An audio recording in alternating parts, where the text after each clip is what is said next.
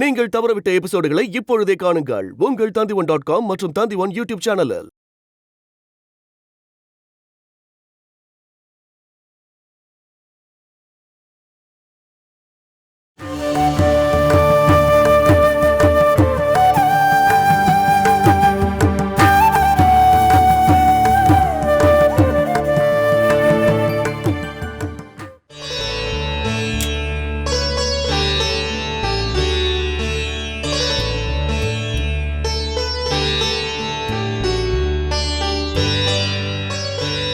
நீங்க சந்தோஷப்படுற மாதிரி ஒரு விஷயம் சொல்லவா? என்ன சந்தோஷப்படுத்த நீ எதுவும் சொல்ல வேண்டாம். சொல்ல வேண்டிய விஷயத்த சொன்னா மட்டும் போதும். இது உண்மையாவே நீங்க சந்தோஷப்பட வேண்டிய விஷயம்தான். கேட்டா உங்க முகம் அப்படியே பூ போல மலரும். பார்க்கலாமா? நீ என்ன விஷயம் சொல்லுமா? கீழே ஒரு சொந்தக்காரங்க வந்திருக்காங்க. யார் அது? சித்ராக்கா வந்திருக்காங்களா? நிஜமாவா? எங்க இருக்காங்க? கீழே பாட்டி கிட்ட பேசிட்டு இருக்காங்கக்கா. பாத்தீங்களா, நான் தான் சொன்னல உங்க முகம் மலரும்னு. உங்க முகம் மலர்ந்து அப்படியே ஒரு பூவா உருவாயிடுச்சு. அட போமா, கேலி பண்ணாத.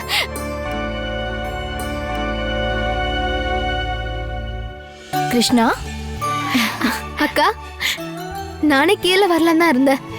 நீங்க பேசிட்டு இருங்க, நான் போய் டீ எடுத்துட்டு வரேன். என்னக்கா சொல்லாம கொள்ளாம வந்திருக்கீங்க? ஒரு நல்ல நியூஸ் இருக்கு கிருஷ்ணா.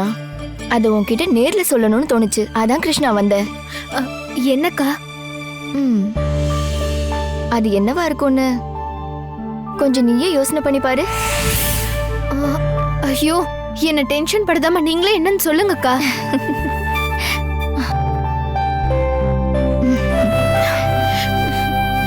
அட கொஞ்சம் சொல்லுங்கக்கா.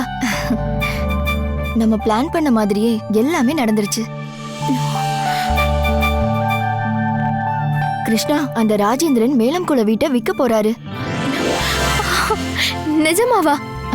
ஆமா கிருஷ்ணா, அந்த ஆளு அந்த வீட்டை விற்க போறாரு. நாம விரிச்ச வலையில அவரு சிக்கிக்கிட்டாரு. வில்லா ப்ராஜெக்ட் சம்பந்தமா நான் அங்க போவேன்னு இன்னமும் அவர் வெயிட் பண்ணிக்கிட்டு இருக்காரு.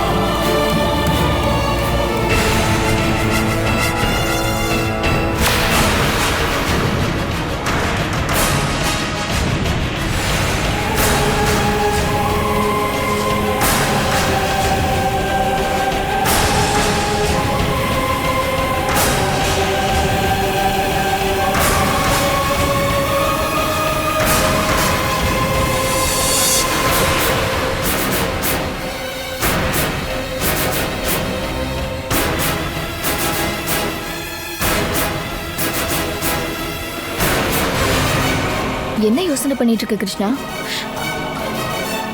ஒன்றும் இல்லை, நான் அந்த வீட்டையும் என் அம்மாவையும் நினைச்சேன். நாம போட்ட முதல் பிளானு வெற்றிகரமா முடிஞ்சிருச்சு. ரெண்டாவது பிளானுக்காக கார்த்திகேயனை வர சொல்லணும், அப்படிதானே?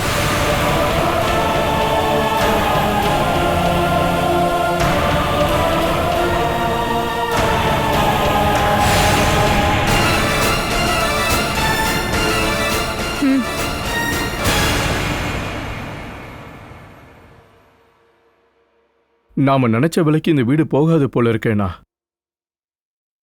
வாசுவண்ணன் தான் ரொம்ப அதிகமான விலைக்கு கேட்டிருக்காரு. 1,50,00,000. அதை விட அதிகமாக கிடைக்கும்னு எனக்கு நம்பிக்கையே இல்லைடா. 5-6 பேர் வந்து பார்த்துட்டு போயிட்டாங்கல்ல. நாம் சொன்ன விலையை யாரும் ஒத்துக்கலனா என்ன அர்த்தம்? நாம் சொன்ன விலை ரொம்ப அதிகமாக இருக்கு. நாம் குறைக்கலனா விற்க முடியாது ராஜு. எனக்கும் அப்படிதான் தோணுது. நான் இந்த அட்வர்டைஸ்மெண்ட் கொடுத்தது மட்டும் இல்லாம எனக்கு தெரிஞ்ச என்ஆர்ஐ மூலமாவும் முயற்சி பண்ணி பார்த்துட்டேன். 5-6 என்கொயரி வந்தது. மெயில்ல போட்டோஸையும் டீட்டெயில்ஸையும் அனுப்பிவிட்டேன். அவங்க 1:40க்கு மேல வரமாட்டேங்கிறாங்க. இனிமே நம்ம அதிகமாக எதிர்பார்த்தா அதில் பிரயோஜனமே இல்லை. வாசோட மனசு மாறத்துக்கு முன்னாடி நீ கால் பண்ண. 1:50 வரட்டுமே. சரி, கால் பண்ணட்டுமா?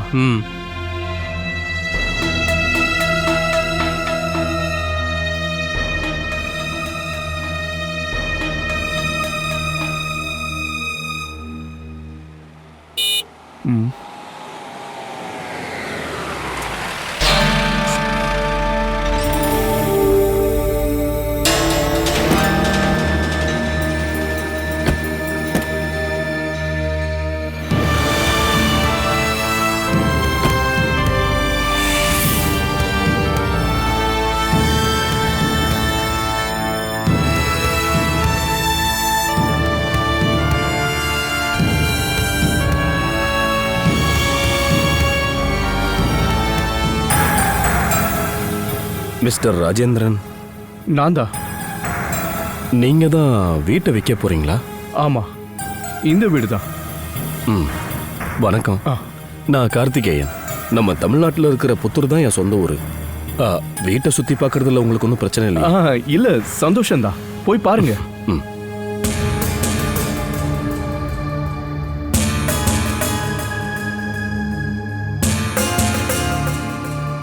Hello sir. என்னோட அண்ணன் மகேந்திரன். நாங்க ஒன்னாதான் வாழ்ந்துகிட்டு இருக்கோம். வணக்கம். வணக்கங்க.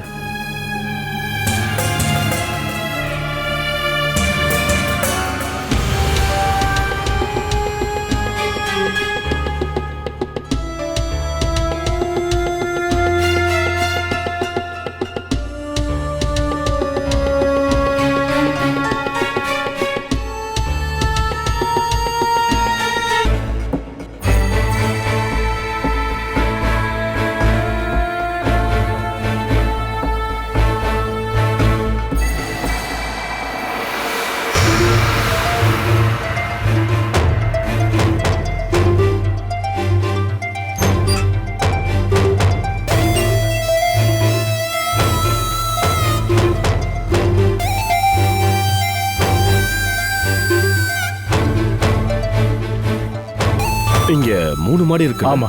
மேல போய் பார்க்கலாமா?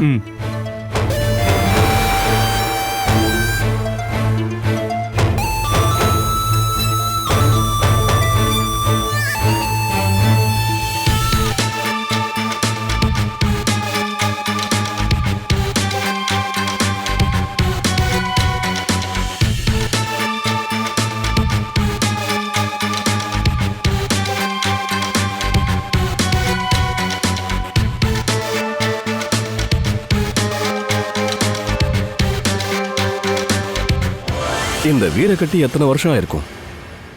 30 வருஷத்துக்கும் கம்மி தான். ஆனா எந்த பிரச்சனையும் இது வரைக்கும் வரல. நல்ல ஸ்ட்ராங்கான கன்ஸ்ட்ரக்ஷன் தான். ப்ராப்பரா மெயின்டெனன்ஸ் பண்ணதால எந்த டேமேஜும் கிடையாது. இந்த வீடு விற்கிறது வேற எதுக்காகவும் இல்லை. மிஸ்டர் ராஜேந்திரன், வீட்டை விற்கிறதுக்கு உங்களுக்கு ஒரு காரணம் இருக்கலாம்.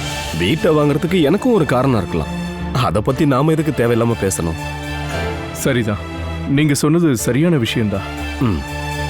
இதோட டாக்குமெண்ட்ஸ் எல்லாம் எல்லாமே அப் டு டேட்ல இருக்கு.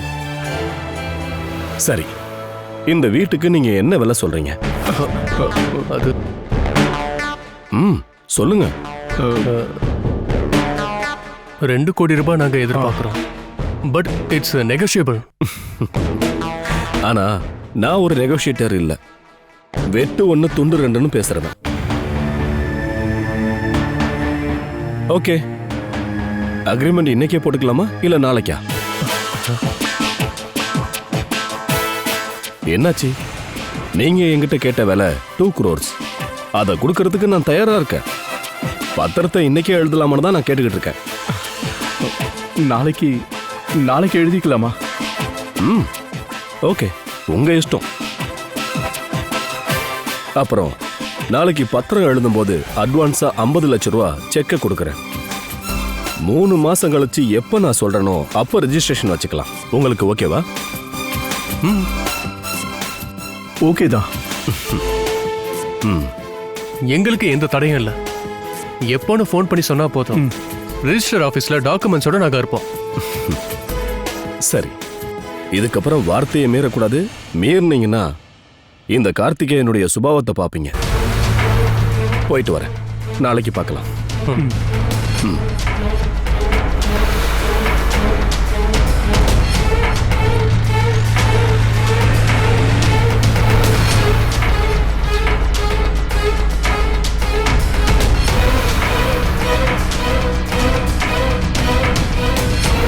இருந்தாலும் எதை பார்த்தா இருந்தாலும் 2 கோடிக்கு ஒத்துக்கிட்டான்னு தெரியவே மாட்டேங்குதுடா. நல்ல வசதி போல, கையில நிறைய பணம் வச்சிருக்கான். இங்க இருக்கிற இடங்களை பத்தி அவனுக்கு சரியா தெரியல போல இருக்கு.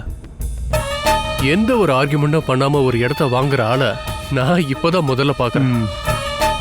நாம முட்டாள்தனமா இருந்துட்டோம். நமக்கு அந்த ஐடியா தோணாம போயிடுச்சு. என்னது? இன்னும் கொஞ்சம் விலை அதிகமா சொல்லியிருக்கலாம்னு நினைக்கிறேன். என்ன 2 கோடிக்கு மேலையா? அதுல என்ன பிரச்சனை? அண்ணா, நீங்க குறுக்குல வந்து 2 கோடின்னு சொல்லியிருக்கவே கூடாது. அது சரி, நீ பேசாம இருந்தப்ப நான் சொன்னதா தப்பா போச்சா? டேய், உனக்கு உதவி பண்ணது தப்பா போச்சுடா. அப்படி இல்ல, 2.5 கோடி சொல்லியிருந்தாலும் அந்த ஆளு ஓகேன்னு சொல்லியிருப்பான் தான் எனக்கு தோணுது. 1/2 கோடி வீணா போச்சு. நீ எதிர்பார்த்த பணம் உனக்கு கிடைச்சிருச்சுல்ல, அதுவும் எந்த ஆர்குமெண்ட்டும் இல்லாம. அப்புறம் என்ன? ஆனாலும் இவ்வளவு ஆசலா ஒரு மனுஷனுக்கு இருக்க கூடாதுடா. கிடைச்ச 2 கோடியை விட கிடைக்காத 1/2 கோடி மேலதான் உனக்கு கண்ணு. மகியண்ணா, இப்ப நீங்க என்ன வேணாலும் சொல்லுங்க. எவ்வளவு கிடைச்சாலும் பத்தாத நிலைமையில தான் நான் இருக்கேன். இப்போதைக்கு கொஞ்சம் நிம்மதியா இருக்கேன். ராஜு, நீ எதிர்பார்த்ததை விட அதிகமா கிடைச்சிருக்குல்ல. அப்படி கிடைச்சதுன்னா எனக்கு கொஞ்சம் உதவி பண்ணுடா. கொஞ்சம் பணம் எனக்கு கடனா கொடு. சாரி மகேண்ணா, இந்த எல்லா பணத்தையும் கொடுத்தாலும் என் பிரச்சனை முடியாது. டேய், வாசுவனை சொன்ன 1.5 கோடிக்கே ஓகே சொல்லிட்டு அவருக்கு ஃபோன் பண்ண ஆள் நீ. அப்பதான் 2 கோடியோட அந்த கார்த்திகேயன் இந்த வீட்டுக்கு வந்தாரு. கண்ணை மூடி கண்ணை திறக்கிறதுக்குள்ள உனக்கு 50 லட்சம் ரூபாய் எக்ஸ்ட்ராவா தான் கிடைச்சிருக்கு. அதுல இருந்து ஒரு 10 லட்சமாவது எனக்கு கூடேண்டா. ஒரே மாசத்துல திருப்பி கொடுத்துறேன். இதுல இருந்து நான் 1 பைசா கூட தரமாட்டேன்னா. அதுக்காக என் கூட பேசாம இருந்தாலும் பிரச்சனை இல்லை.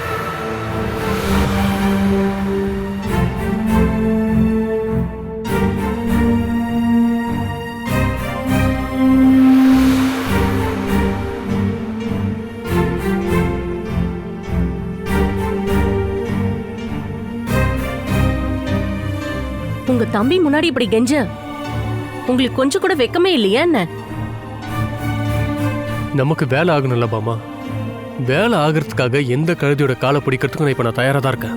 இருந்தாலும் தம்பிங்களோட காலை பிடிக்க வேண்டிய அவசியம் உங்களுக்கு இல்ல. 4 காசு கையில வந்த உடனே அவன் ஆணவத்தை பாத்தீங்களா? சண்டை போட்டாலும் பரவாயில்லையம்மா, அல்பம்.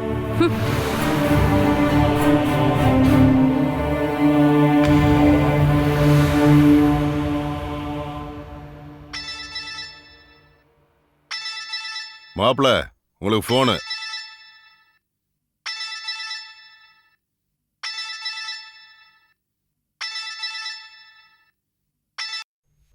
ஹலோ மகினா. ஜித்து, ஒரு விஷயம் சொல்லதான் கால் பண்ண. சொல்லுங்க மகினா. அதை கேட்டுன்னு அதிர்ச்சி ஆயிடுவேன். என்னன்னு சொல்லுங்கண்ணா, மற்றதெல்லாம் அப்புறம் பார்த்துக்கலாம். டேய், மேலங்குளம் வீடு சேல்ஸ் ஆயிடுச்சுடா. ஓ, எப்போ? பார்ட்டி வந்துட்டு போய் ஒரு 1/2 மணி நேரம் தான் இருக்கும். அவர் எங்க இருக்காரு? தமிழ்நாட்டுக்காரர். தமிழ்நாட்டுக்காரரா? அவங்க எதுக்காக இங்க வந்து வீடு வாங்குறாங்க? வீட்டை வித்துட்டாங்களா? ஹலோ ஹலோ, நான் லைன்ல தானே இருக்கேன், சொல்லுங்கண்ணா. ராஜுக்கு அதிர்ஷ்டம் தான். நாங்க சொன்ன தொகைக்கு எந்த ஆர்குமெண்ட் இல்லாம அவங்க ஒத்துக்கிட்டாங்க. எவ்வளவு? 2 கோடி. எவ்வளவு? 2 கோடியா? ஆமாண்டா, நாங்க சொன்ன விலைக்கு அவர் எந்த மறுப்பும் சொல்லவே இல்லை. அதனால ராஜுவா கொஞ்சம் அப்செட் ஆயிட்டான். அது ஏன்? 2.5 கோடிக்கு சொல்லாம போயிட்டேமேன்னு அப்செட் ஆயிட்டான். சொல்லியிருந்தா ஒருவேளை அவர் அதுக்கும் ஒத்துட்டு இருந்திருப்பாரு. அது வந்துன்னு வந்தவன அடிமுட்டாளா? அவங்க வேற ஊருக்காரங்க. இங்க இருக்கிற வேலையை பத்தி அவங்களுக்கு எதுவும் தெரியாதுல்ல. நாளைக்கு அக்ரிமெண்ட் போடுறோம், நீயும் வா.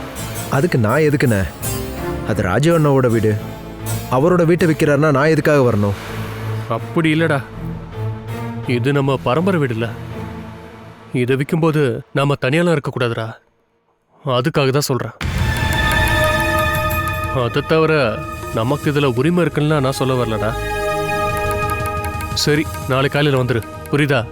வச்சிடுறேன். ம், சரிண்ணா. ம்.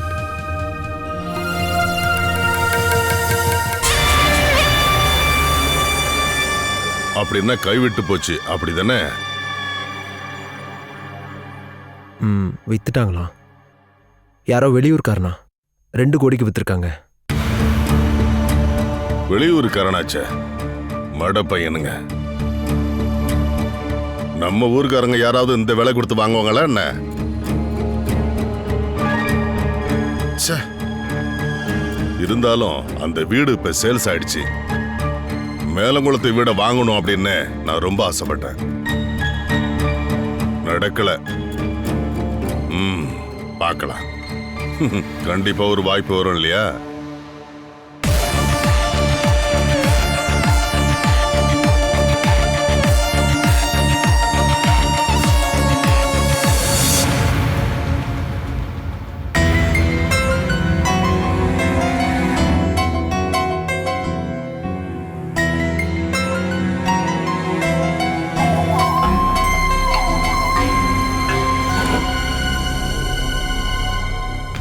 என்னங்க, நீங்க கோவப்படலன்னா நான் ஒரு விஷயம் சொல்லட்டுமா?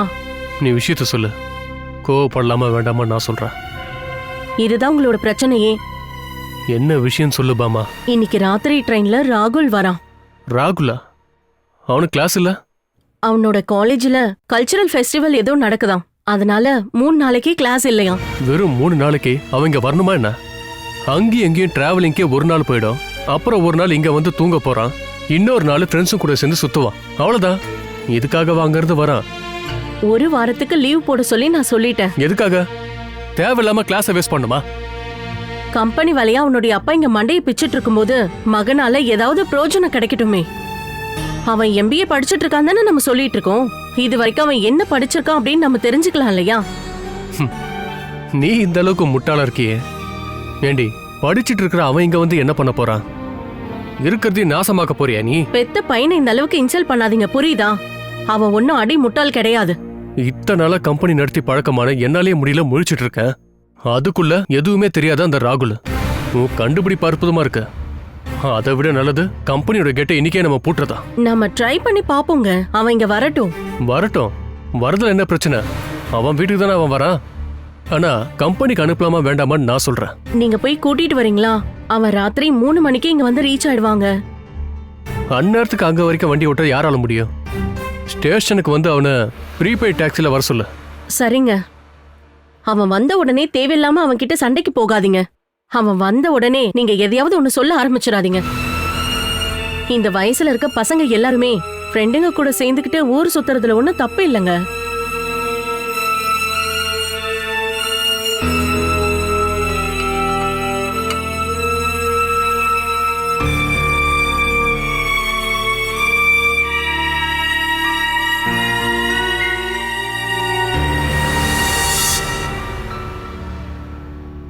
மாமா ரொம்ப எதிர்பார்த்தாரு. நம்மளோட இந்த வீட்டை வேற யாரும் வாங்கவே கூடாது அப்படின்னு தான் இங்க வந்து விலையெல்லாம் பேசினாரு. அதை வாங்கினா அதை உனக்கே கொடுத்துறேன்னு தாரா கிட்ட வாக்கு கொடுத்துருக்காரு.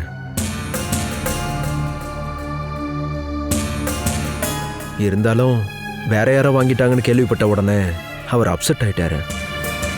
என்ன இருந்தாலும் மாமாவுக்கு இந்த வீட்டை ரொம்பவே பிடிச்சிருந்ததுன்னா இதுக்கப்புறம் அதை பத்தி பேசி பிரயோஜனம் இல்லை. டேய், வாசு அண்ணனுக்கு கொடுக்கறதுக்கு தான் நாங்களும் ஆசைப்பட்டோம். கடைசி நேரத்தில் தான் இந்த மாற்றமே உண்டாச்சு. வீட்டை வந்து பார்த்தவங்கள வாசு அண்ணன் தான் அதிகமான விலைக்கு இந்த வீட்டை கேட்டாரு. சரின்னு நாங்க வாசுவனனுக்கு கொடுக்கலான்னு முடிவு பண்ணதுக்கு அப்புறம் தான் அதை சொல்றதுக்காக வாசுவனனுக்கு ஃபோன் பண்ணலான்னு இருந்தோம்.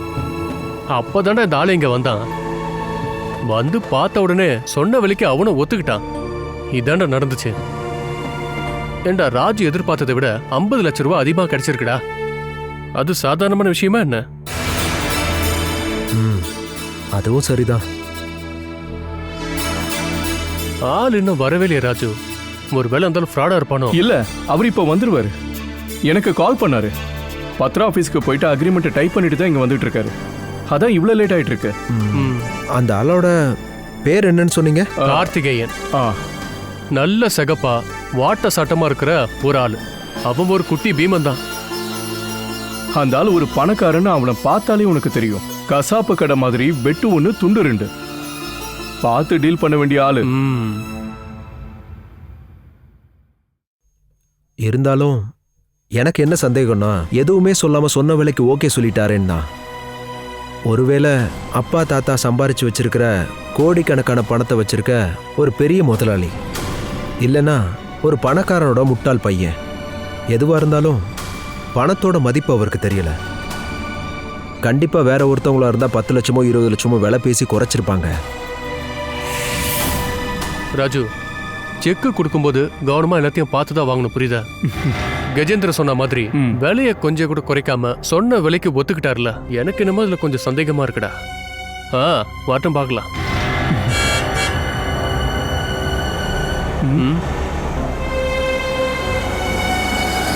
டேய், அவங்க வந்துட்டாங்க. வாடா கஜேந்திரா. சொன்ன விலைக்கு அவங்க ஒத்துக்கிட்டாங்கல்ல, போயிட்டு வரவேற்கலாம் வா. Catch us on TV, Tandivan.com, Facebook and YouTube.